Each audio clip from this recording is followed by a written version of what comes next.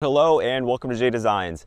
I just got back from a 2-week trip that went from Florida to Colorado to Utah and then all the way back to Florida. It was me and 5 other friends. We had an absolutely awesome time. In this video though, we're not going to be covering that trip. What we're going to be covering is what worked on my rig and what did not work. Let's get right into it. I know I learned a lot from this trip, so hopefully you guys can learn some stuff too.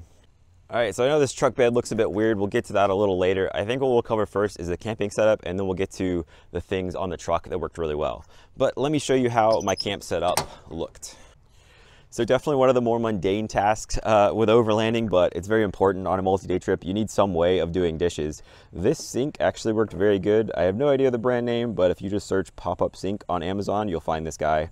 Came in absolute clutch. Another thing, which is not fun, but I feel like is very important, when you're doing dishes, I used like traditional dishwashing soap and a sponge, but they didn't work because the thing would leak, the soap would leak out. So they got me onto this guy right here. This is like Dawn Power Wash Spray, not sponsored, but this thing went through a ton of elevation change in Utah and Colorado and it never leaked. Definitely wouldn't use this at home. It's kind of expensive. Just feel like a little bit elaborate for doing dishes. I'm totally fine with traditional hand soap, but that worked really well just because it was quick and it was easy. And I feel like that's what you need on overland trips. So highly recommend this for overlanding. Something that didn't work so well is this water dispenser right here. That right there is one of the reasons I didn't like it. It was okay. I think it was like 15 bucks on Amazon or something like that. It's got a little flip up nozzle so water won't leak out. But one of the issues I had with it is I do not like touch buttons. So I would far prefer like a real solid button. Sometimes you would accidentally brush this thing and turn it on. Not a huge deal, but essentially how I made this guy work is you can see that water jerry over here in the back. We'll get to that in a second, but I'd run the water line out from here into the toolbox and then to this guy. The other thing that didn't work about this is I didn't really have a great place to put it. Like from here to here, it's kind of a far distance down to the sink there. And then up here, it didn't work either, but it was okay. Sometimes I would put it here and it would kind of fall down occasionally, but that was really the best spot for proximity to the sink. I have this really cool like folding faucet for campers and stuff that would have worked great right here to just come right out and stick it in the faucet. And I was thinking about doing that, but I was like, oh, let me try one of these things. This thing's a lot quieter than the water pump I have set up in my trailer. But anyways, moving on. So we did talk about this water jerry. This was super, super nice to have a water jerry that I don't know if I can pick it up now, it's full. But yeah, you could literally just take the whole water jerry out of the truck when I ran out of water and put it back in there. And it's 5 gallons. It's got a pretty good capacity, but on a 2-week-long trip, I think I had to pull it out and refill it 2 or 3 times. I think it was 3. So anyways, it was really nice to have this guy loose. And you'll also see right next to it there is a fuel jerry. That was, I guess, okay. I didn't really need it. My truck got some of the better end of the fuel economy, so everyone else was stopping way more frequently than me. So I didn't really need that fuel jerry can. The factory tank on this guy was just fine for me. Again, we'll get to the truck earlier and we'll talk about fuel economy. I feel like that's important on an overland trip because for me, that was one of the most expensive things on this overland trip was just paying for fuel. Another thing too is both of these jerry cans were just held down by a single ratchet strap. They tie down to a track system in here. So consequently, both of them were just covered with a really big shirt because out of sight, out of mind, I don't want somebody just cutting my strap, stealing me either my water or my fuel jerry. Most people just want that fuel because as y'all know, that stuff's expensive. Anyways, moving on here, we'll get this stuff out of the way. So I have it looks probably crazy in here, but that's just the byproduct of building your own electrical system here. So there's 2 massive batteries here. This could run a fridge. There's a fridge in there. We'll get to that in a little bit. This could run a fridge for like 2 weeks, no problem. The amount of capacity in here is pretty nuts. And there's junction boxes. This is a Renogy. It can do solar, but there's no solar in this setup. So this just charged off of the truck and that worked great.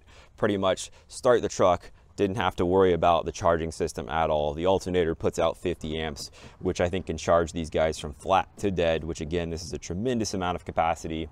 The alternator could charge us from flat to dead in like 4 hours, according to the math. And then I had a massive 3,000 watt inverter. This electrical system is complete overkill for running in a little toolbox, but this electrical system came from something else where I actually ran air conditioner off grid. But anyways, flick the inverter on here. It was super nice. So I ran these little handheld radios. These are little Motorola's. I don't think you can get these guys anymore, but they were amazing on this overland trip. And the inverter just allowed me to charge everything I needed. I could charge my phone. And if you look over here, we also have a 12-volt SIG socket. And then that was for extra run on my shower. I'll show you that in a second. And this one did USB and USB-C. Underneath there is another 12-volt SIG socket for running the fridge. So this right here was something that was super, super nice to have on a 2-week overland trip. This is a Geyser shower system. It is the heated variant. This is a very, very pricey item. I do not think it's worth the price, but it was quite nice, at least in warmer weather, to have the heated function on this guy. And it's got this little sponge. It pumps water from its internal reservoir, which was heated, to this sponge. And the thing I really love about this Geyser shower system, it is very, very good on conserving water, just because the water's pumped to the sponge. The thing I didn't like about it is it's just pricey, and the water really doesn't get all that hot. Another thing too, if you're in we were in Colorado up in the mountains and it was like 40 degrees, you're freezing your butt off, the heated water that comes out of this thing does not help you. You are still freezing when you take a shower. So this wasn't a fail, but it's something I definitely need to consider moving forward if I'm going to continue to do like overlandy stuff. All the other 5 people that were with me on the trip had shower awnings mounted somewhere on their vehicle. Usually when I'm using that Geyser shower system, I'll just stand outside the truck somewhere, as long as I'm, you know, close enough to get power from the truck to the water pump and the heated thing. I'll just get butt naked and shower. Like, it doesn't bother me. But when we're in somewhere like this, like we're in a parking lot now, but there were a couple times when we were like in a national park, like we were in Zion National Park, and we were in the parking lot in the camping area, and I just couldn't, you know, get completely naked and take my shower. So I had to use their shower awnings, and their shower awnings were actually really, really nice. Like, it was something I thought I didn't need, but the shower awning, you know, A, provided privacy, and 2, the shower awning, like the walls, I guess, are weighted. So it did a really good job of blocking wind anyways. And because it was blocking the wind, you definitely didn't get as cold when you were taking your shower, which was super nice. So definitely something to think about if you're trying to shower in your overland vehicle. Get a shower awning. So speaking of the electrical system, this is a major part of it. So this fridge ran pretty much constantly for 2 weeks. Off-road, everything, it was totally fine. I did not want this guy mounted in the bed of the truck. One, it could be stolen. 2, it's out in the elements, so being in here, it's definitely stayed a lot less dusty. This is an ARB 0. It's a dual zone, super, super nice. This was absolutely came in clutch. One thing that sucked though, and I should probably change, is you can't, there's no way to keep the lid open. It was super, super annoying. I'd actually have to get in like this, put my foot on the seat, stuff like that. It was really a pain to use this fridge. I would say get a fridge slide, you know, that came out. One of my buddies has a Tacoma and he did the same thing. But this setup is actually, we'll cover this now. This setup is very not permanent for me.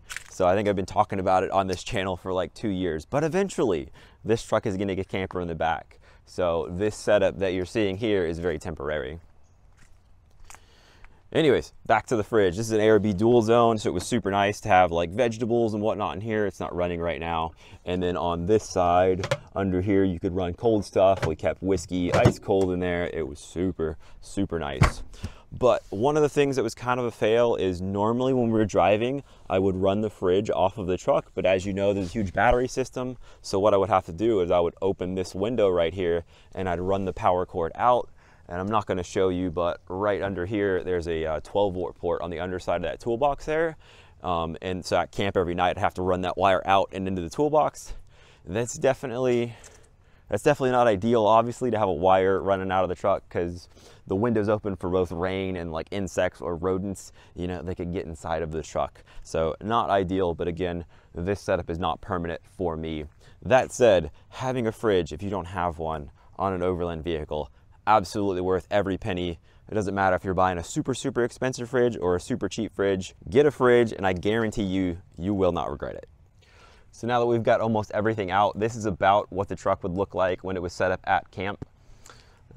Obviously, you could see the free space on the bed was absolutely utilized. So this was obviously a prep area, or like honestly, a lot of times other people would come over, you know, the other 5 people that were with me on the trip, they would come over and they would use my fenders to put stuff on. Like, my truck was just for that. Anyways, moving on, camp stove, I use a Partner Steel Coat. Just look at the, obviously I'm like a fabricator kind of guy because, you know, that, but just look at the welds on these guys. These are just quality stoves. Anyways, I pretty much never used this guy on the trip. I think I used it 2, maybe 3 times. For me, it's just not about, you know, going out and cooking food in the middle of nowhere. Like, I'm there for the adventure, so I never took this guy out very often. But totally worth taking. It's obviously nice to be able to cook your own food. I just prefer like cold prep, so I'd make like sandwiches or salads or just buy pre-made stuff, can of soup, or they got those little like Mountain House camping meals or whatever.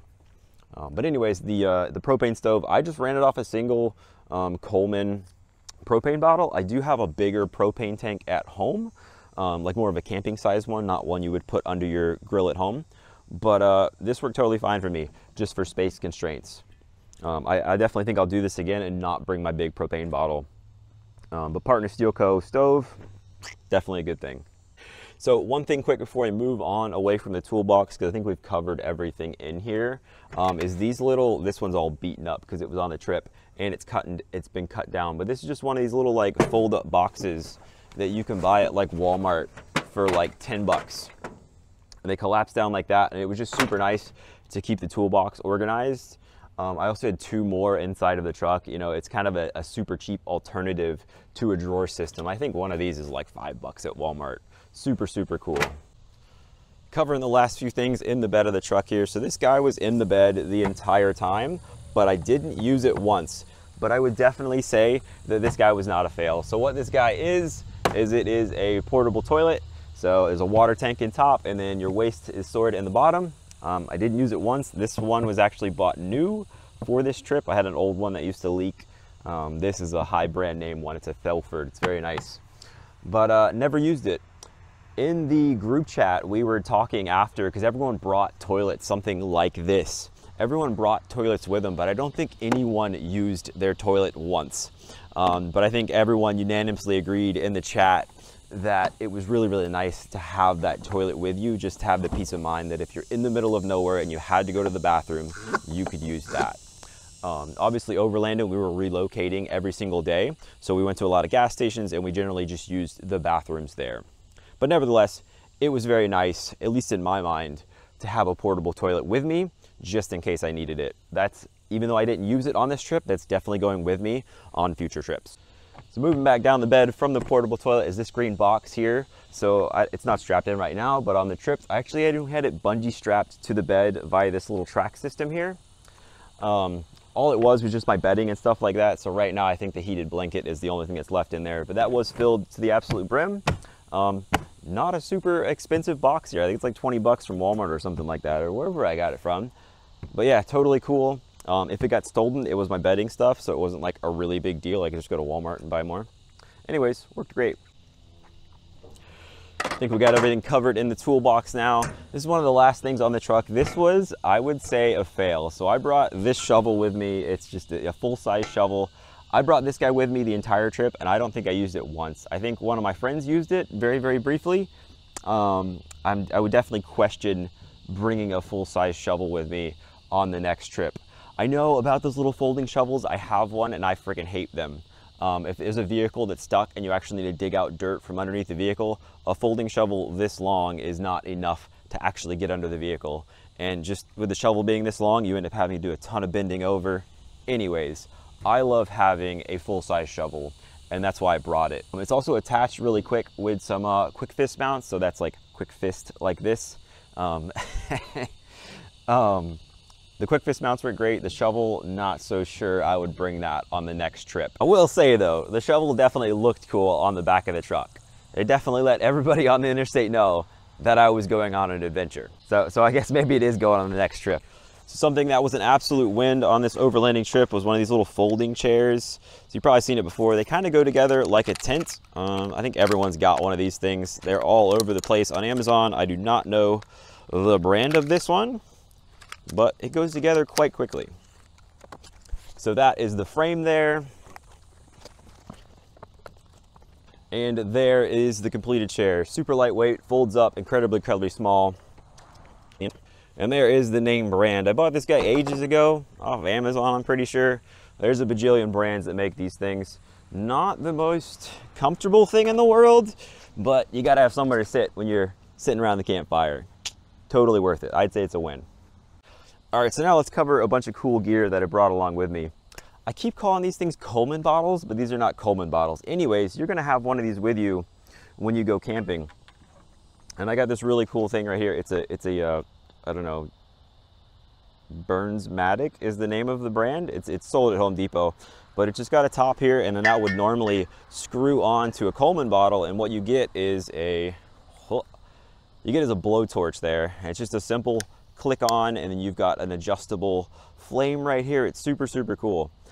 This would be really handy. Sometimes when you're working on automotive parts, you probably already know, you just need some heat to get stuff apart. And this, when it's all curled up, is so tight and small. I'm usually not somebody to bring extra stuff, but this to me is totally worth it. The other place where this comes in super handy is starting a fire. The amount of heat that this thing can produce is more than anything I would otherwise carry on an overland trip. So for me, I use that a couple times to start fires. It's way better than a lighter, obviously, too. The flame that comes off of that guy is like this, and it's, you know, a blue frame, so you know it's hot.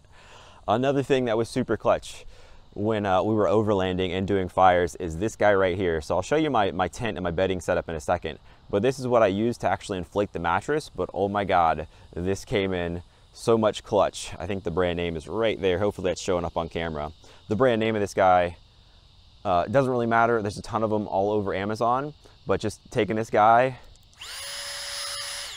and turning it on, and just the ability to like blow a ton of air out of fire without being like and running out of breath, this was an absolute win for starting fires.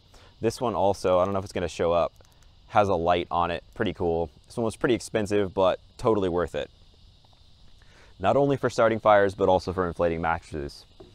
So we'll talk about something that was a fail now, Machete. I don't think I used this thing once on the entire trip.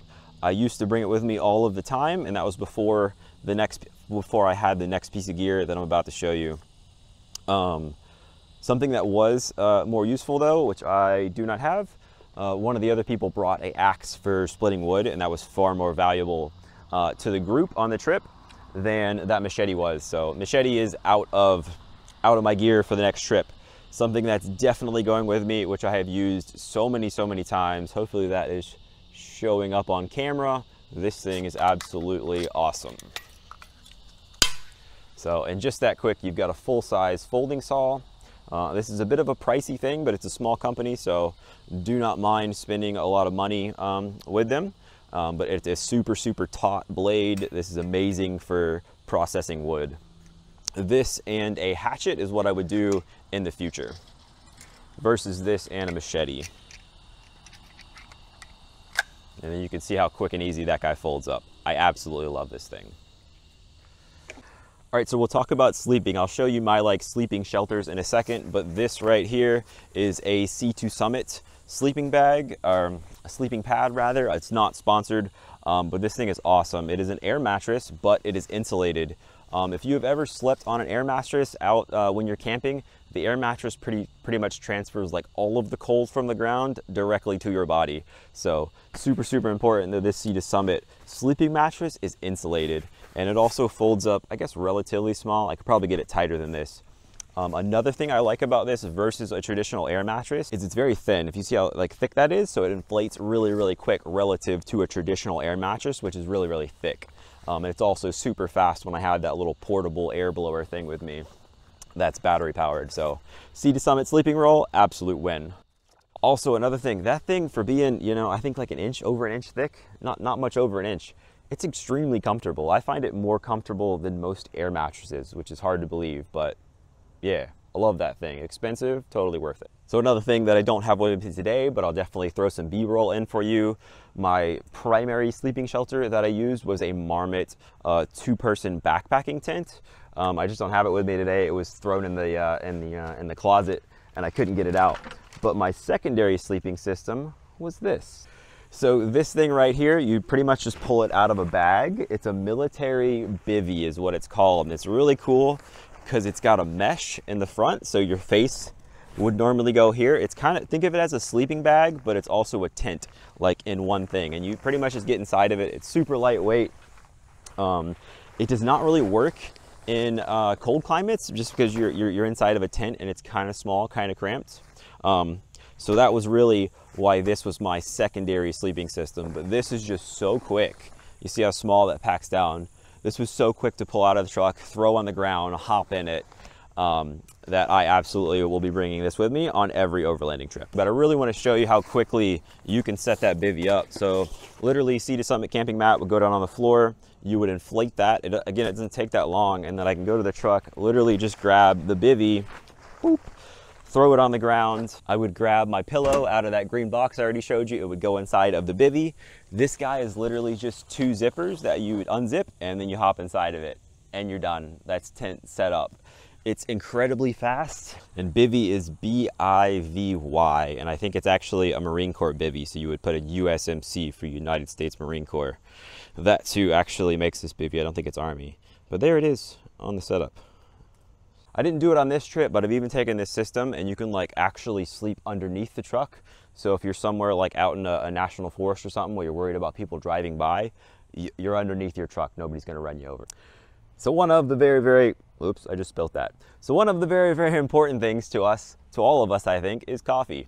And that was, I think, one of the things I failed on this trip. So the crazy power system that you saw earlier that is in this toolbox is strong enough to run a coffee maker. So I ran a Keurig coffee maker the entire time. But the downside to it is to fit the Keurig in this toolbox, I would have to lay the Keurig coffee maker on its side. And while the Keurig coffee maker was very convenient to use, when the Keurig coffee maker was laid on its side, there's like an internal reservoir. So not the reservoir that's on the outside of the Keurig, but there's something inside where it actually holds water inside, and I didn't know that. But anyways, when the Keurig's laying on its side in the toolbox, it would leak. So every time I use the Keurig and then put it away to store it, and then we go on off-road trips, the water from that, I guess, internal reservoir would leak out into the toolbox, and I would get water in the bottom of the toolbox every single time. And I know for sure it wasn't the toolbox that was leaking. I think it only rained on us once the whole trip. We had beautiful weather. Anyways, the Keurig laying on its side leaking was a huge fail. I think towards the end of the trip, I just stopped using the Keurig, because essentially what would end up happening is I would have to, use the Keurig and then lay it on its side to let it leak out its water and like shake it upside down. And that was just way too much of a hassle when we're trying to like pack up camp and move quickly and get to see a bunch of cool destinations. So anyways, I'll probably mount that Keurig inside the truck's cab at some point for a next overlanding trip, and eventually when I get a camper, it'll obviously be hard mounted in the camper because the convenience of the Keurig was super nice. Oh, and coffee, if you're ever in cold weather, it's so nice to have a warm cup of coffee. It comes out piping hot out of a Keurig. Not sponsored. Anyways, I think we'll move on to the truck now. 35-inch tires before this trip. I thought the 35s that are on this truck and the re-gear and all the cost associated with that wasn't really worth it. But after going on this trip and in having the 35s and all the clearance that they provide and the capabilities that it adds to the truck, totally worth it. And also the 35s, a bigger tire allows you to just roll over big bumps super easily, so it allowed us to move a little bit faster. The 35s were an absolute win on this truck. And for all you Jeep guys out there running 37s plus, I know those are small, but for Toyota guys, that's big, all right? It's not the size that matters, it's the motion in the ocean or something like that. Anyways, so a huge fail is that guy right there. So those are aluminum rock sliders. Cool story. So I built all this stuff that's on this truck myself. I had a set of steel sliders and then I sold them to somebody, a good friend, and then I built these aluminum sets. I knew before this trip that these aluminum sets were, kind of iffy for hardcore off-roading. And I don't know if you can see it right there, but the aluminum slider is bent up. Anyways, when I get a chance, I'll build another set of steel sliders. I am not doing aluminum armor ever again. These things were 2 or 3 times the cost of steel sliders, and then obviously they will not hold up. Another thing that worked really well on this truck is this flatbed. So this is a very new build to me. I had a flatbed prior to this that looked very similar, but the major change on this flatbed was that right there. So that is a 35-inch tire housed underneath the flatbed. Essentially what I had to do is cut out an entire cross member like out of the frame of the truck.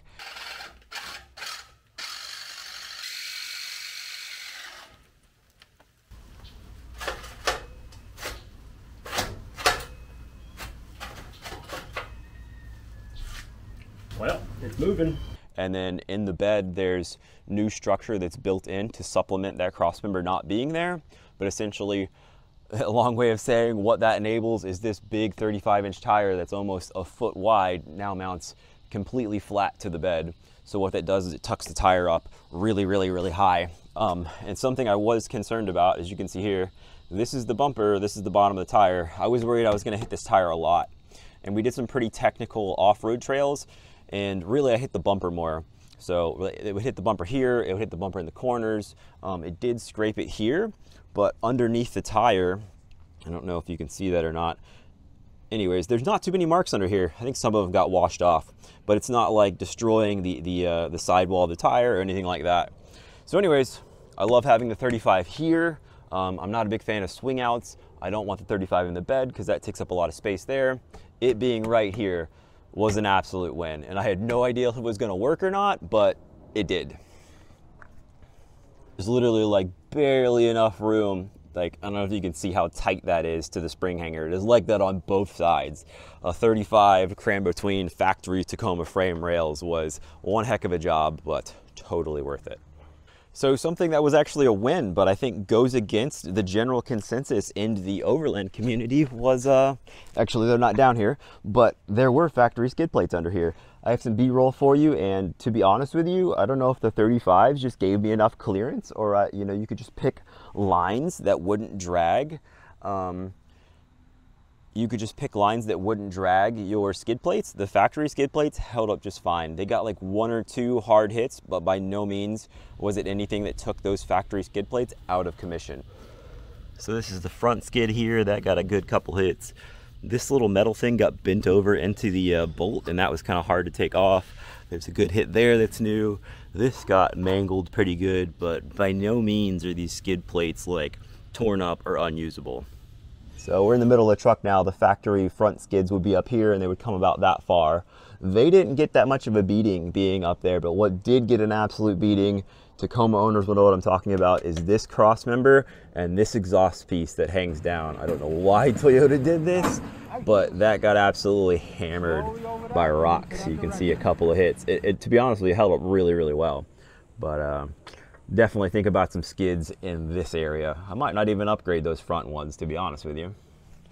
Another thing too, this truck is a factory TRD, so it gets this little extra fuel tank skid right here. That guy held up just fine.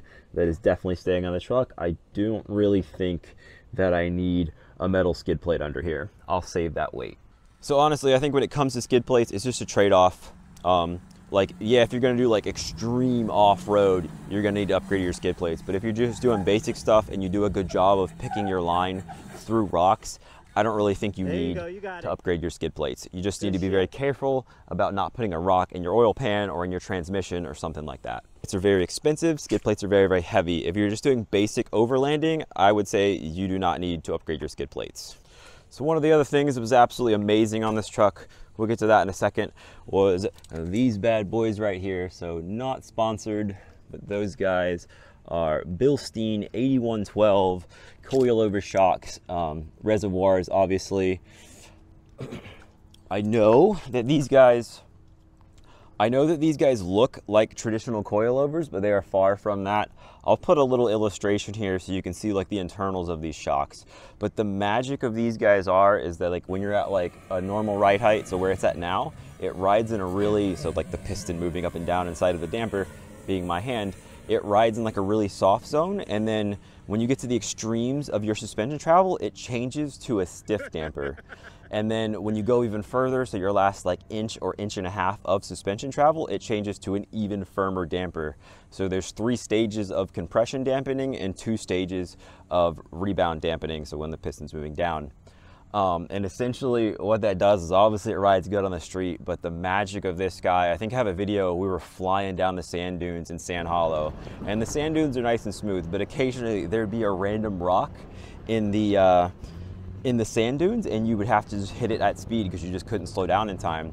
So the magic of this is when you get going really, really fast, you will just essentially float over top of stuff. Like at some speed, it just starts to glide on top of stuff. And I think what it's doing is it rides in that last inch or two of really, really, really stiff shock, and the truck just floats over stuff and it's completely smooth. It is absolutely nuts. It feels a little bit abusive to be doing that to the truck, but by no means is it a harsh ride. By no means does it make like bad bottom out noises like a traditional damper would. And I guess that kind of performance is to be expected when you're talking, this is nearly a $4,000 suspension system. This is another thing that I was like, man, did I really need to spend that much on this truck? But once I got it, I was like, okay, this is really, really cool that it can do this. I need to do a review on these shocks and go really, really in depth with it and talk about kind of the really cool stuff that these shocks do. So let me know if you're interested in that. But anyways, this was something that was super, super clutch on the trip, and it was super awesome to be able to push the truck, you know, probably what most people would call being pushing the truck really, really hard. Another thing that was absolutely amazing on the truck was this. So it is essentially a 4-tire air system. There's other systems like this where you can run lines around the tire. I don't like that, you know, having to spool and unspool all that much line. For me, it's just 3 little short air lines, and these guys never tangle because they're so friggin' short. It hooks up to all 4 tires and airs up all 4 tires at once. Again, another part here is an AERODYNAMICS twin that is mounted on the flatbed. It breathes through these 2 breathers right here. It's just really nice to have a fast air system because that just makes you, it kind of encourages you to air down. If you don't know, airing down makes your vehicle super, super capable off-road. You get more suspension travel, all kinds of super awesome stuff like that from airing down. Better ride as well. Anyways, that AERODYNAMICS twin was an absolute awesome thing to have on this trip. I think I ended up airing up a ton of other people too. And the crazy part is, at some point I pulled this filter. There's supposed to be a filter in there. It's supposed to look like this. That's the filter. Somehow I probably pulled this one off at some point and cleaned it, and before the trip I realized that filter was not there. So I don't know if you can see the T-fitting in there, but that AERODYNAMICS twin ran off of a single filter the entire trip, and I think I was still, because of this 4-tire air system, I was still the first person to air up almost every time, and then I could just take my truck and help somebody else air up and get the whole convoy moving quicker. Absolute win having a fast air system. Cool story about this 4-tire air system here is we were in Overland, Colorado, and when you're at altitude, your air system actually runs a lot slower, so we probably doubled our air up times when we were in Colorado.